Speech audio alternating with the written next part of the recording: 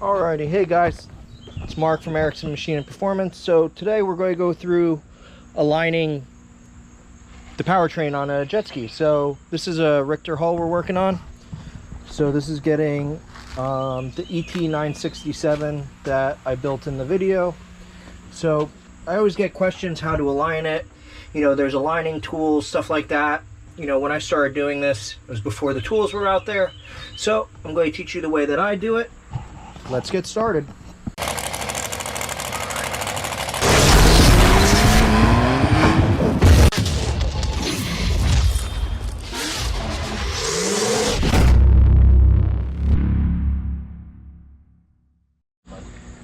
All right, guys, so there's a few different ways to align these. Cold Fusion makes a tool, which is a really nice tool. It bolts on the bulkhead, and you set the pump that way.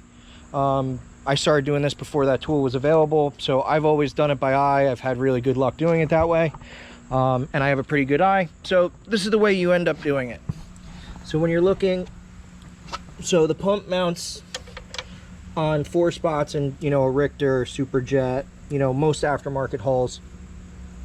So we set this pump in, the drive shaft was sitting extremely low in the hull. So we ended up putting 2 large shims on the back, and that's what squared it up. So when you come look,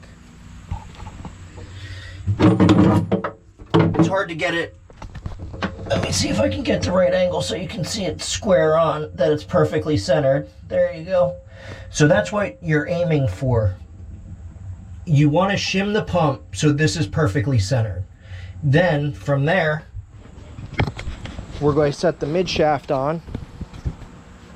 The mid shaft should bolt on to the firewall or the bulkhead, whatever you want to call it. Perfect. You don't want it to have to shimmy the bolts in, anything like that, because then you're putting tension on it. Something's crooked. So when this slides on, I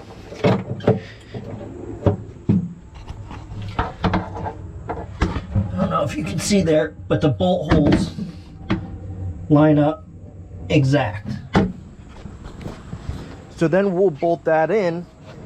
This ski has a rear gas tank. So to shim this ski, we have to shim it with the gas tank out. So we'll bolt this on now. We'll set the motor in.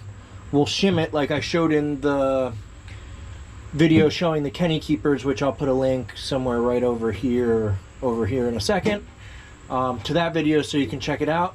But let's get this, we'll get the motor in here and we'll show you the next step. Alright, so here we go. Of course, it's now pouring rain. So the motor's in. I got a light so you can see if you notice. Dropping the light. We have a small gap on the end, which is what you're looking for.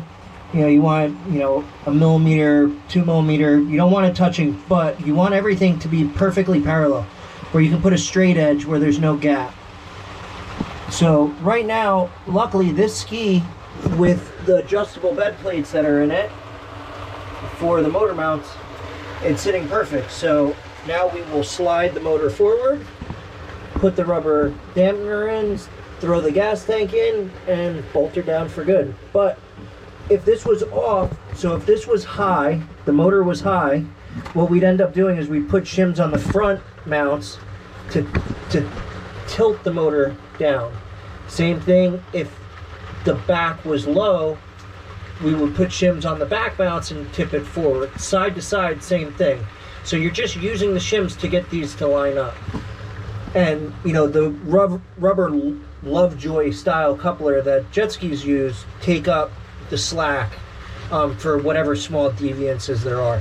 The big thing is you don't want a huge difference. You know, if they're 1 millimeter off, there's load, 1 put on the crank bearings, 2 put on the mid shaft and all the splines, which can cause it to get really hot and also to wipe bearings out quickly.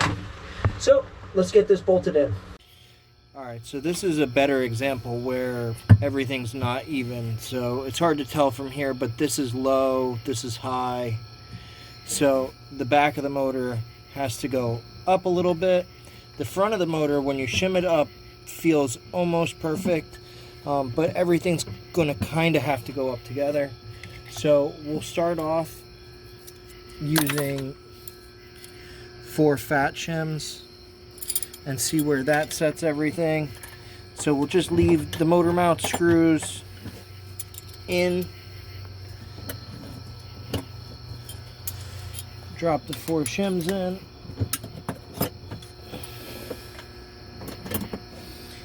and see where we're at. So now we're still a smidge low, but it's way better. We're a little off to the side. So this side's going to have to come up a little bit more than the other. Let's see. So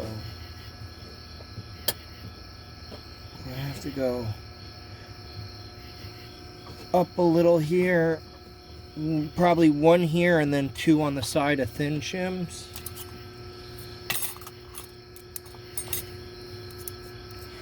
So we'll grab 3 of the thinner shims. And this is really a just guess and check. Throw them in, wait till everything's even, and then set it from there. The other thing you want to be checking when you're doing this is that the shims aren't sitting loose.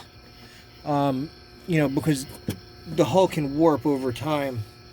And if that's the case, you might have to shim, you know, accordingly to get it where you want it. So now we're a smidge high, but other than that, almost perfect. I wonder if we take this one skinny shim out.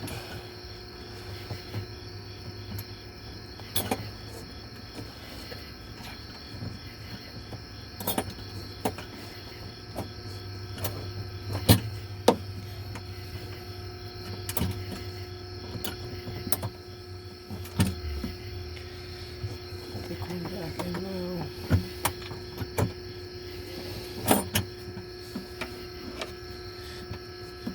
There we go, and that is perfect. So everything's lined up nice and even. There's no rock in the motor, so all the motor mounts are touching. So, but that gives you a good idea, you know, how to set it up. As I said, this ski came with couch mounts, which had the motor sitting 1/8 of an inch too high, and there's no way to rectify it. You know, people that don't know what they're doing would tilt the motor down to get it to line up, but then you're almost completely in a bind as it's twisting, because the top there's no gap and the bottom there's a huge gap, and you're just going to wreck stuff. So, you know, you have to pay attention to what you have and what you can run accordingly. So, but that shows you shimming it. I want to do a quick thing on motor mounts. So, you know, this video we're going over alignment. You know, a lot of people use couch mounts. On certain holes they work, on other ones they don't. The big thing is the Superjet mount and the couch mount are significantly different height. So, I don't know if you can see here that this one's sitting under it. If you sit them sideways, you can kind of see how it is. And these were ground down to try to make it work. So if you have a ski that needs a whole bunch of shims, a lot of times you can use a couch mount and there's no issue. But if you just throw couch mounts in a Superjet or an aftermarket hole designed for OEM style Superjet mounts, you can end up with a whole bunch of issues. So in this revolver that we're doing, these were in it, and the motor was way high. The motor was almost 1/8 of an inch too high with nothing in it. So at that point, instead of modifying these, we're going back to an OEM style mount. But gives you an idea why you can or can't use them. You know, they are a little bit stronger of a mount. You know, but engine mounts on high performance freestyle skis are a wear item. So, and especially in saltwater where the salt gets in between the rubber and starts separating it. So, quick little fact. So, there you go, guys. That's kind of basic alignment, aligning the pump, and then aligning the motor, getting everything nice and even. So, thanks for watching, guys. Please like, subscribe, and share.